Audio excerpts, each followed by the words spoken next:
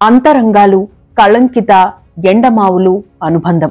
ఈ పేర్లు వింటే ప్రేక్షకులకు సీరియల్స్ ఎంత గుర్తుకొస్తాయో ఆ సీరియళ్ల పాటలు కూడా అంతే గుర్తుకొస్తాయి. అవి మాత్రమే కాదు, ఈటీవీలో ప్రసారమైన పలు సీరియళ్లకు ఆ పాటలు కూడా ప్రత్యేకమే. తెలుగు సీరియల్స్ లో పూర్తి స్థాయిలో పాటలు రూపొందించిన ఘనత కూడా ఈటీవీ సొంతమే. అందుకు కారణం చెరుకూరి సుమన్ గారు. ఈనాడు గ్రూప్ సంస్థల అధినేత రామోజీరావు గారి రెండో కుమారుడైన సుమన్ గారు టెలివిజన్ సీరియల్స్ పై తనదైన ముద్ర వేశారు. ఎన్నో సంచలనాలు నమోదు చేశారు, ఎన్నో రికార్డులను సృష్టించారు. అయితే ఎవరు ఊహించని విధంగా 2012లో 45 వయసులోనే కన్ను మూశారు కూడా. ఆయన మరణించే కంటే ముందే ఓ పత్రికకు ఇచ్చిన ఇంటర్వ్యూలోనూ సంచలన వ్యాఖ్యలు చేశారు. కొన్నాళ్ల పాటు తండ్రికి దూరంగా ఉన్న సుమన్ గారు ఆ తరువాత మళ్లీ తండ్రికి దగ్గరయ్యారు. ఇక రామోజీరావు గారు శనివారం కన్నుమూసిన నేపథ్యంలో సుమన్ గారి అంశం తెరపైకి వస్తోంది. ఈ వీడియోలో సుమన్ గారికి సంబంధించిన కొన్ని అంశాలు తెలుసుకుందాం. సుమన్ గారి అసలు పేరు చెరుకూరి సుమన్ బాబు.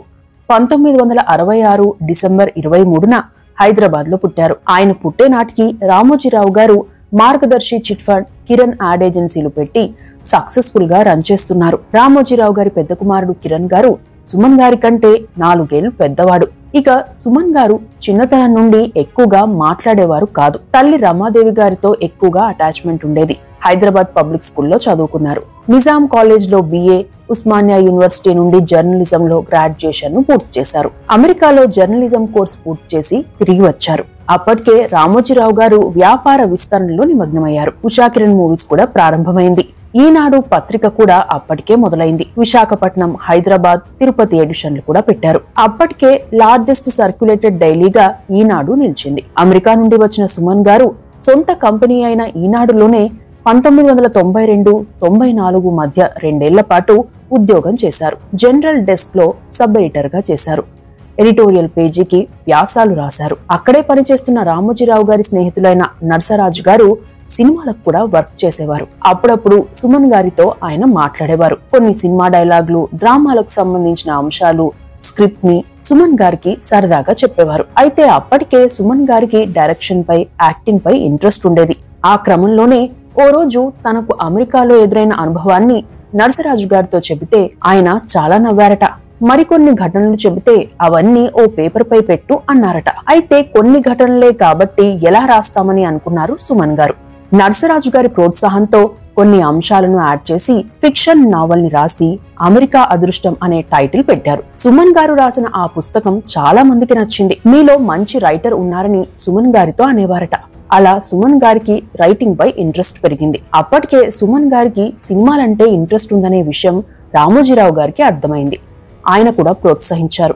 సుమన్ గారు స్వతహాగా ఆర్టిస్ట్ కావడంతో కార్టూన్స్ వేసేవారు, చిత్రాలు గీసేవారు. ఆ టైంలోనే ఈటీవీ అంటే ఈనాడు టెలివిజన్ పేరుతో ఎంటర్టైన్మెంట్ ఛానల్ ని పెట్టే ప్రయత్నాలు మొదలయ్యాయి. దీంతో ETV logo design, programming chart preparation లో సుమన్ గారు కీలకంగా వ్యవహరించారు. అప్పటికే కిరణ్ గారు ఈనాడు బాధ్యతలు తీసుకోవడంతో సుమన్ గారు ఈటీవీ బాధ్యతలు తీసుకున్నారు. అలా సుమన్ గారు మేనేజింగ్ డైరెక్టర్ గా 1995 ఆగస్టు 27వ తేదీన ఈటీవీ గ్రాండ్ గా లాంచ్ అయింది. ఛానల్ ప్రారంభిస్తున్న సమయంలో రామోజీరావు గారు మాట్లాడుతూ, జనాలకు ఏది నచ్చితే అదే చెయ్యి, జనాలకు నచ్చనిది అసలు చేయవద్దు అని తనతో అన్నారని అప్పట్లో ఇచ్చిన ఓ ఇంటర్వ్యూలో చెప్పారు సుమన్ గారు. ఇక తెలుగు టెలివిజన్ రంగంలో ఈటీవీ ఎన్నో సంచలనాలను నమోదు చేసింది. అంతరంగాలు, లేడీ డిటెక్టివ్, స్నేహ, ఎండమావులు, కళంకిత వంటి ధారావాహికలకు ఆయన కథ, మాటలు, పాటలు, స్క్రీన్ ప్లే సమకూర్చారు. కేవలం టీవీ ఛానల్ నిర్వహణకే పరిమితం కాకుండా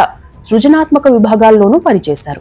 అప్పట్లో జెమినీ టీవీ వర్సెస్ ఈటీవీ అన్నట్లు పోటీ ఉండేది. ఒక సీరియల్ కి మించి మరో సీరియల్ ఉండేది. 1995-2005 మధ్య కాలంలో సౌత్ టీవీ ఇండస్ట్రీలో సీరియళ్లకి పూర్తి స్థాయి పాటలను పరిచయం చేసిన వ్యక్తి కూడా సుమన్ గారే. అంతరంగాలు, ఎండమావులు, కళంకిత, స్నేహ, లేడీ డిటెక్టివ్, విధి సీరియళ్లు భారీ హిట్ అయ్యాయి. అత్యధిక టీఆర్పీ రేటింగ్లను పొందాయి. అప్పట్లో ఒక్కో ఎపిసోడ్ కి 50,000 చొప్పున ఖర్చయితే 10 లక్షలకు పైగా ఆదాయం వచ్చిన సందర్భాలున్నాయని చెబుతారు. ఈటీవీ పెట్టిన కొన్నాళ్లకే అప్పులు తీరిపోయాయని, ఇతర విభాగాలకు ఆ నిధులు వెళ్లాయని ఓ ఇంటర్వ్యూలో చెప్పారు సుమన్ గారు. తాను ఈటీవీకి ఎండీగా, డైరెక్టర్ గా, మ్యూజిక్ డైరెక్టర్ గా ఉన్నా నెలకు 50,000 మాత్రమే తీసుకునేవారట. సీరియళ్లకు సంబంధించి డైరెక్షన్, స్క్రీన్ ప్లే, పాటలు, మాటలు ఇలా పలు విభాగాల్లో వరుసగా నంది అవార్డులు కూడా అందుకున్నారు సుమన్ గారు. తెలుగు టెలివిజన్ రంగంలో సుమన్ గారికి వచ్చిన నంది అవార్డులు అప్పటి వరకు ఎవరికీ రాలేదు కూడా. ఛానల్ అంత మంచిగా రన్ అవుతున్నా సరే ఏ పొరపాటు జరిగినా తండ్రి తిడతారని భయపడేవారు. బిజినెస్ స్టార్ట్ చేసే ముందు తండ్రి చెప్పిన మాటలు గుర్తొచ్చి తండ్రి మెప్పు పొందాలని అనుకునేవారట. తండ్రి ఎప్పుడైనా కోప్పడినప్పుడు బాధపడేవారు. ఒంటరిగా ఉన్న సుమన్ గారిని చూసిన తల్లి రమాదేవి గారు ధైర్యం చెప్పేవారట. అయితే అంతా బాగానే ఉంది అనుకున్న టైంలో 2006 మార్చి నెలలో సుమన్ గారికి హెల్త్ ప్రాబ్లం అనిపించి హాస్పిటల్ కి వెళ్లారు. అక్కడే ఓ భయంకరమైన అంశం బయటపడింది. సుమన్ గారికి క్యాన్సర్ ఉందని తేలింది. హైదరాబాద్ లో కొన్నాళ్లు చికిత్స చేయించారు. కీమోథెరపీ కూడా అయింది. అయినా మళ్లీ తిరగబెట్టింది. 6 నెలల పాటు అమెరికాలో ట్రీట్మెంట్ చేయించుకున్నారు. అయితే అంతకు ముందు ఉన్నంత యాక్టివ్ గా ఉండడం సాధ్యమయ్యేది కాదు. తన ట్రీట్మెంట్ టైంలో పడిన బాధ కంటే కూడా ఈటీవీలో తన సీరియల్స్ ఎక్కడ ఆగుతాయో అని బాధపడేవారు. అప్పటికే శ్రీ వెంకటేశ్వర స్వామిపై భక్తితో శ్రీహరి స్వరాలు రాయడం స్టార్ట్ చేశారు. అవి పూర్తి కాలేదని బాధపడేవారట. కనీసం అవి పూర్తి చేసేందుకు శక్తినివ్వాలని దేవుణ్ణి ప్రార్థించేవారట. దాదాపు 9 నెలల పాటు ఫిల్మ్ సిటీలోని ఇంట్లోనే ఉండిపోయారు. కాళ్ళు చేతులు కదిలించడమే ఇబ్బంది అయ్యేది. ఇక సీరియల్స్ కి మాటలు, పాటలు, శ్రీహరి స్వరాలు రాయాలని ప్రయత్నించినా పెన్ను పట్టుకునేందుకు కూడా సాధ్యమయ్యేది కాదు. ట్రీట్మెంట్ కారణంగా అంత వీక్ అయిపోయారు. అయితే తన విల్ పవర్ తో కొన్నేళ్ల తర్వాత కోలుకున్నారు. మళ్లీ ఈటీవీలో యాక్టివ్ అయ్యారు సుమన్ గారు. అయితే ఆ టైంలోనే సీరియల్స్ లోనూ ఛానల్ నిర్వహణ విధానంలో మార్పులు వచ్చాయి. కాంపిటేటివ్ ఛానల్ సీరియళ్లు చాలా స్పీడ్ గా ఉండేవి. దీంతో స్లాట్ విషయంతో పాటు సీరియళ్లు తీసే విషయంలోనూ తండ్రి గారు పలు కండిషన్లు పెట్టారని, దీంతో కొన్ని విభేదాలు తలెత్తాయని చెబుతారు. అప్పటికే ఎండమావులు సీరియల్లో సుమన్ గారికి నటుడు ప్రభాకర్ తో పరిచయమైంది. ఆ తరువాత ఆయన పలు సీరియల్స్ లో నటించారు. సుమన్ గారితో తరచూ మాట్లాడాల్సి వచ్చేది. ఆ క్రమంలోనే సుమన్ గారు, ప్రభాకర్ గారు క్లోజ్ అయ్యారు. ప్రభాకర్ కి బుల్లితెర మెగాస్టార్ అనే గుర్తింపు వచ్చింది. తనకు తండ్రితో ఉన్న ఇబ్బందులతో సహా ప్రతి అంశాన్ని ఆయనతో షేర్ చేసుకునేవారట సుమన్ గారు. అయితే ఓ రోజు ఈటీవీ నిర్వహణ, వ్యాపార లావాదేవీలు తదితర అంశాల కారణంగా రామోజీరావు గారు సుమన్ గారి మీద చాలా సీరియస్ అయ్యారట. కొన్ని సీరియల్స్ ని ఆపేయాలని చెప్పారట. అంతేకాకుండా సంతకాలు చేయాలని అడిగారని ఓ ఇంటర్వ్యూలో చెప్పారు సుమన్ గారు. అప్పటికే ఈటీవీలో ప్రభాకర్ జోక్యం ఎక్కువైందనే ఫిర్యాదులు అందాయట. దీంతో రామోజీరావు గారు ఓ రోజు తనకు ఫోన్ చేసి, ఏంటి నాకు నా కొడుక్కి గొడవలు పెట్టాలని చూస్తున్నావా? నీ మూలంగానే ఈటీవీ నాశనం అయింది అని సీరియస్ అయ్యారని, దీంతో తన తప్పు ఏమీ లేదని చెప్పానని, అప్పటికే తండ్రి కొడుకుల మధ్య ఉన్న గొడవలకు తాను బలైనట్టు అర్థమైందని, అప్పుడే ఈటీవీ నుండి బయటకు వచ్చేశానని చెప్పారు ప్రభాకర్ గారు. ఇక ప్రభాకర్ గారిని రామోజీరావు గారు తిట్టిన విషయం తెలిసిన సుమన్ గారు తండ్రితో విభేదించారు. ఆ వివాదం పెద్దదైంది. దీంతో తాను తీసిన సీరియల్ క్యాసెట్లను తన ఇంట్లోని లాకర్ లో పెట్టి తాళం వేసుకుని బయటకు వచ్చిన సుమన్ గారు బంజారా హిల్స్ లో ఓ అద్దె ఇల్లు తీసుకుని అక్కడే ఉండేవారు.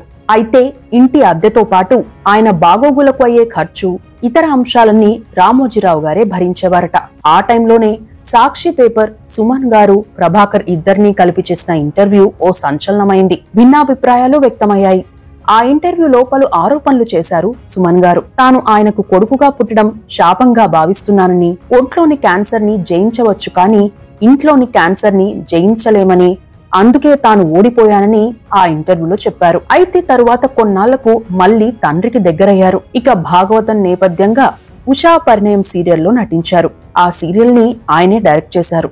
ఆ తర్వాత నాన్ స్టాప్ అనే కామెడీ సినిమాలో హీరోగా డాన్ పాత్రలో నటించారు. భక్తితో శ్రీహరి స్వరాలు పేరుతో భక్తి గీతాల ఆల్బమ్ ని రూపొందించారు. ఆయనే ఆ ఆల్బమ్ కి పాటల రచయిత, మ్యూజిక్ డైరెక్టర్ కూడా. కొన్నాళ్లకు సుమన్ గారు మళ్లీ సిక్కయ్యారు. క్యాన్సర్ తగ్గలేదు, లుకేమియా లక్షణాలున్నాయని కూడా చెప్పారట. ట్రీట్మెంట్ మళ్లీ మొదలు పెట్టారు. ఇక కొడుకుని కాపాడుకునేందుకు రామోజీరావు గారు చాలా ప్రయత్నాలు చేశారని, ఆయన సహజ శైలికి భిన్నంగా చాలా రోజుల పాటు కొన్ని దీక్షలు కూడా చేశారని చెబుతారు. అది ఎంతవరకు నిజమో తెలియదు. అయితే 2012 సెప్టెంబర్ 6న సుమన్ గారు యశోద ఆసుపత్రిలో ట్రీట్మెంట్ తీసుకుంటూ కన్నుమూశారు. ఆయన మరణ వార్త తెలుగునాట విషాదాన్ని నింపింది. సీరియల్స్ ప్రేక్షకులను కన్నీరు పెట్టించింది. గ్రూపు సంస్థల్లోని ఉద్యోగులు కూడా సుమన్ గారి మరణాన్ని జీర్ణించుకోలేకపోయారు. ఆ ఘటన రామోజీరావు గారి కుటుంబాన్ని చాలా కుంగదీసింది. వారు కోలుకుని మళ్లీ నార్మల్ అయ్యేందుకు చాలా సమయం పట్టిందని చెబుతారు. ఇక సుమన్ గారి భార్య పేరు విజయేశ్వరి, పెనుమలూరుకు చెందిన పారిశ్రామికవేత్త కుమార్తె. సుమన్, విజయేశ్వరి దంపతులకు ఒక కుమారుడు, ఒక కుమార్తె. కుమార్తె పేరు కీర్తి సోహన. 2019 ఏప్రిల్ 19న విశాఖలో నవయుగ గ్రూప్ వ్యవస్థాపకులైన విశ్వేశ్వరరావు గారి మనువడు రాయల వినయ్తో కీర్తి సోహన వివాహం జరిగింది. విజయేశ్వరి గారు ప్రస్తుతం రామోజీ ఫిల్మ్ సిటీ ఎండీగా ఉన్నారు. డాల్ఫిన్ హోటల్స్ ని కూడా చూసుకుంటున్నారని చెబుతారు. ఇవి ఈనాడు సుమన్ గారికి సంబంధించిన అంశాలు.